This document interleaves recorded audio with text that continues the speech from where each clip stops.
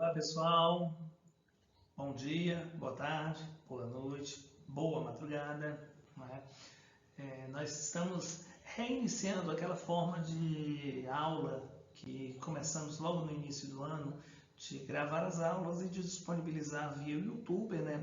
Subir no YouTube e vocês poderem a qualquer momento estarem analisando os conteúdos de maneira mais pausada, podendo retornar sem a preocupação da aula terminar ou não.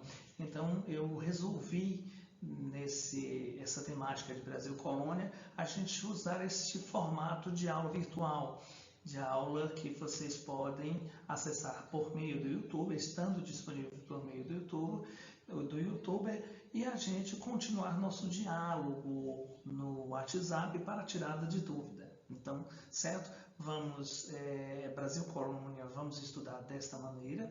Eu dividi esse vídeo em períodos, em episódios, né? Nós teremos o episódio do Brasil pré-colonial, depois a gente vai para o Brasil de capitanias hereditárias, governo geral, ou seja, cada bloco de episódio vai trazer uma temática, uma periodização diferente para que vocês possam compreender, certo?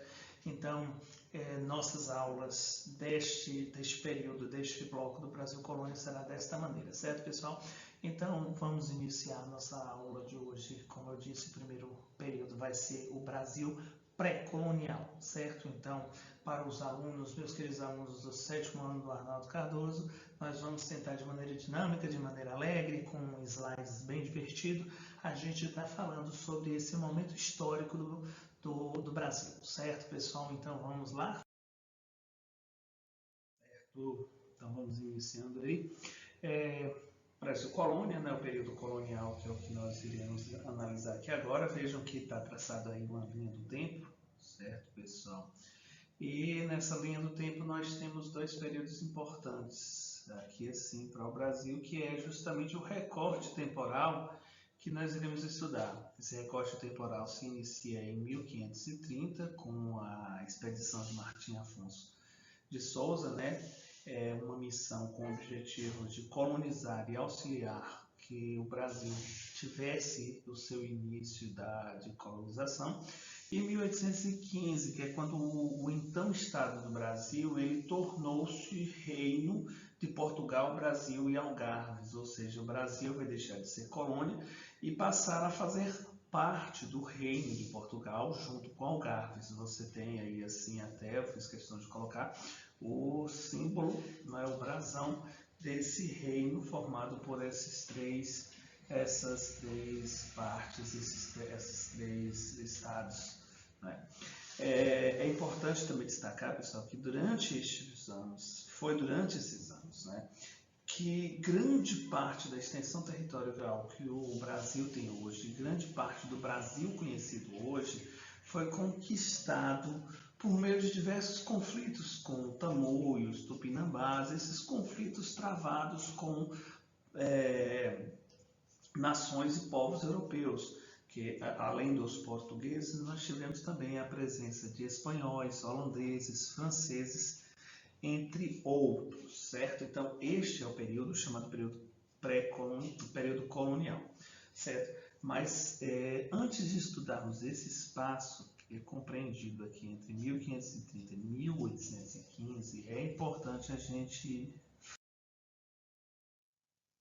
Seria importante também, analisar esse período que vai de 1500 a 1530, ou seja, a gente tem conhecimento, a gente sabe que os portugueses vão chegar no Brasil em 1500.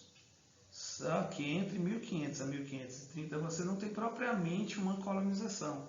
Você não tem um investimento por parte do governo português no sentido de trazer para o país políticas no sentido de povoar o país, de colonizar o país e transformar ali em uma colônia. Então você vai ter um período entre 1500 a 1530 chamado de período pré-colonial, que vem antes, né? Um período anterior à colonização. Período pré-colonial, então a gente tem que entender que é aquele que se inicia com a chegada dos portugueses no Brasil, que se dá em 1500 e vai prevalecer até 1530, quando ocorre a colonização, o início, né, da colonização a partir das missões da missão de Martim Afonso de Souza, e a partir dessa missão você tem a implementação das chamadas capitanias hereditárias, a instituição das capitanias hereditárias. Este período de 1500 a 1530, ele vai ser marcado por uma atividade econômica bem mais tímida, pois ele vai estar centralizado apenas na extração, que mais para frente nós vamos estar discutindo, a extração do pau-brasil, e nas relações com os povos indígenas, né? Porque os portugueses, quando chegam aqui, eles vão encontrar os donos da terra, os nativos da terra, que vão ser conhecidos por eles como índios, né? E esses nativos, eles vão inicialmente manter um diálogo, né? Uma tentativa amigável de tomar a posse da terra sem muitos conflitos. É claro que você vai ter fortes conflitos para que Portugal ocupe e conquiste a terra Brasil, né? Então a gente tem que destacar nesse primeiro momento que a chegada dos portugueses, né?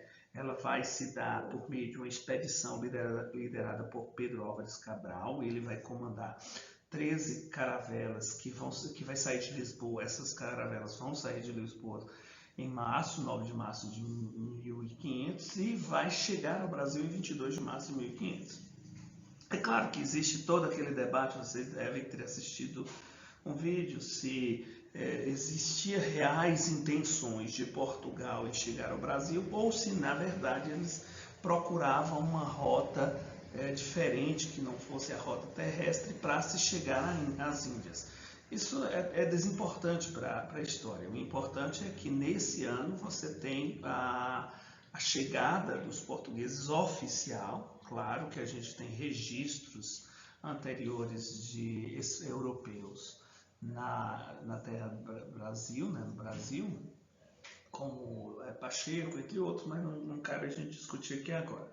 Mas o importante é que oficialmente Portugal chega ao Brasil após o Tratado de Tordesilhas, justamente para tomar posse do Brasil. Se Pedro Álvares Cabral estava procurando um novo trajeto para as Índias, e distanciou-se da costa africana para acabou chegando acidentalmente no Brasil, ou se já existia a intenção e o governo português, Dom Manuel, determinou a chegada de Pedro Álvares Cabral, isso é uma outra questão que não cabe a gente discutir agora, né? Então, o importante é a gente saber que desse período de 1500 a 1530, você tem propriamente um reconhecimento da terra sem muito investimento importante neste momento, certo? Eu destaco aqui o período que é o período de 1503 a 1505, porque é um período importante desse período pré-colonial, deste momento pré-colonial, deste recorte antes de 1530, que são expedições específicas, tanto de reconhecimento, de exploração, como também de proteção para que as terras brasileiras não fossem tomadas por outras nações europeias que também começavam a investir na expansão marítima, como Inglaterra, Holanda, Espanha, certo? Então, o que Portugal faz nesse momento, né? O governo português vai designar Fernão de Noronha, né? Ele era um cavaleiro específico lá da casa de Dom Manuel, que era o rei de Portugal, e Portugal vai determinar para Fernão de Noronha uma expedição para que ele buscasse explorar e ver se no Brasil existia algo que pudesse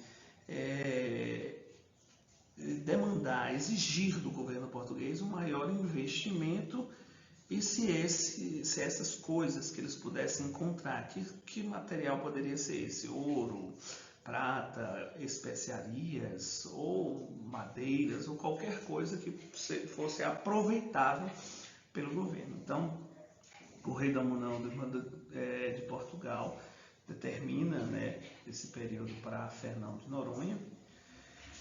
E nesse primeiro momento eles vão aplicar, né, vai estabelecer como estratégia 2 tipos de expedições, né?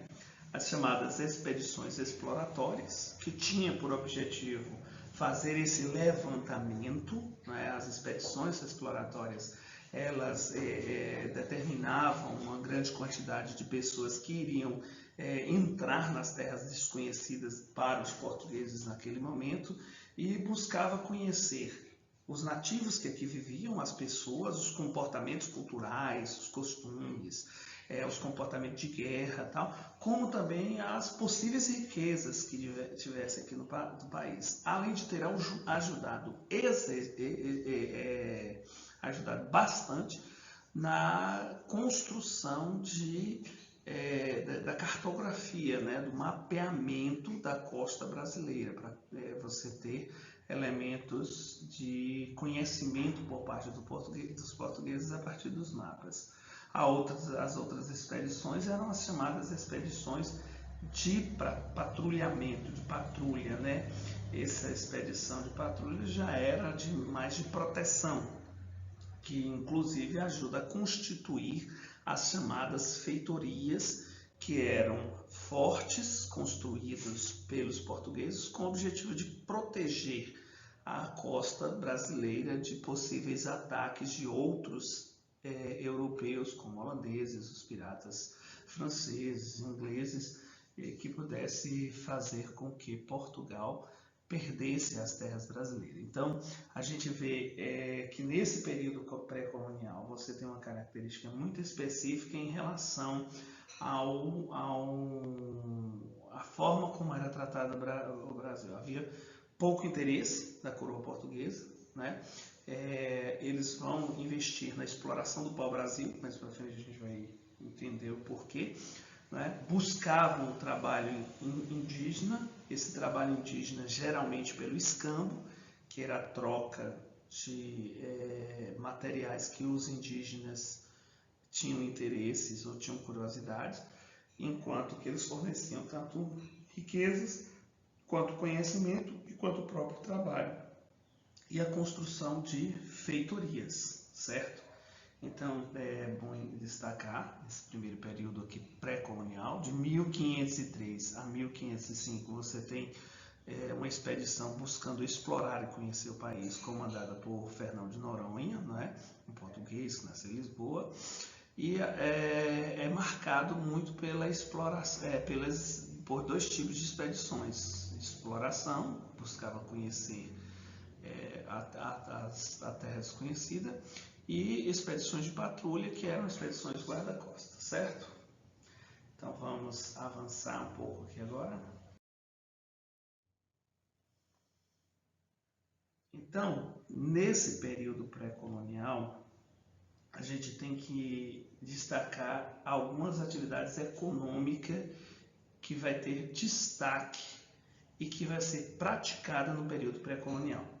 Claro que, como disse aqui anteriormente, havia pouco interesse da coroa portuguesa. Por que havia pouco interesse da coroa portuguesa? Portugal estava preocupado mais em descobrir e discutir novas rotas para as Índias, porque lá era onde o comércio era mais forte com as especiarias, né, que fazia parte do grosso do comércio europeu. Então não havia muito interesse. A primeira atividade econômica que vai se explorar no Brasil vai ser a extração do pau-brasil. Uma madeira nativa da Mata Atlântica, nativa do Brasil, né? Ela tinha tanto as sementes quanto o tronco de uma tonalidade avermelhada. Inclusive, essa tonalidade avermelhada, bem vermelha, dava a ideia de brasa. Alguns historiadores indicam que a madeira recebe o nome pau-brasil, justamente pau de brasa, né? Que por definição vem o nome Brasil, né? E assim, é importante destacar que o seu aproveitamento econômico ela foi se deu justamente por isso, pela produção de tinta e a qualidade também da madeira para a confecção de mobiliários, né? Então, nesse primeiro momento, o território ficou marcado por essa novidade, né? E aos olhos dos europeus, eles irão visualizar essa matéria, o pau-brasil, como algo exótico, certo? Claro que facilitou o fato de que a exploração do pau-brasil já era realizada pelos índios, né? Um destaque especial que a cultura comercial, a cultura econômica do índio é uma cultura de sobrevivência diária, então eles não exploravam com o objetivo de comércio, havia uma exploração de subsistência. Mas esse conhecimento e essa maneira de explorar os indígenas vai ajudar por demais os portugueses a explorar o pau-brasil, né? Os portugueses, eles vão ver nessa matéria-prima um potencial comércio, né? Um potencial de comércio, e vão utilizar o trabalho indígena para fazer essa extração e auxiliá-los na exportação dessa madeira, né? Vamos destacar algo importante, que assim, os indígenas eles realizavam o corte e o transporte das toras de madeira até as chamadas feitorias, como eu disse, né? Que eram aqueles locais, aqueles fortes feitos próximos ao mar, né? Feitos como portos para proteger, mas também para manter as rotas comerciais, né? Onde os navegantes paravam e iriam levar essas madeiras. E os indígenas, infelizmente, eram pagos por algo que para eles era interessante, que eram aquelas quinquilharias, né? Baú de metal, foice, pente, espelho, né? Era o pagamento feito através de escampo, né? Haviam também, a gente não pode dizer que apenas a comercialização do pau-brasil era a única atividade comercial que vai ser marcada no período chamado período pré-colonial. Você também tem a produção de alguns alimentos nativos, né? A produção de mandioca, cana, né? Uva, é claro que a mandioca é bem nativa nossa e as outras, as demais, eles, né? Outra coisa importante eram as feitorias e a proteção do litoral, que é o que a gente pode destacar nesse primeiro momento do chamado período pré-colonial, certo? Então, a gente pode concluir o período pré-colonial desta maneira, né? O período de 1500 a 1530, Portugal não se mostrou interessado em colonizar o Brasil, em dar maiores prioridades para as terras brasileiras, justamente porque havia um interesse maior nas Índias, né, na rota comercial pelas Índias, né, mas de qualquer maneira esse período é um período de tomada de posse. Portugal começa a tomar posse do Brasil, consolida, né, a força de Portugal enquanto uma grande nação na exploração do mar, né, na expansão ultramarina. Você tem nesse período a comercialização, né, a atividade econômica principal, a exploração do pau-brasil, tendo como atividades secundárias a produção de alguns alimentos, tanto nativos quanto importados, que se adaptaram bem ao país, a proteção do litoral e também a organização das feitorias. Então, aqui a gente conclui o chamado período pré-colonial, certo? Aí, o segundo episódio, a gente estará entrando propriamente no período colonial, certo?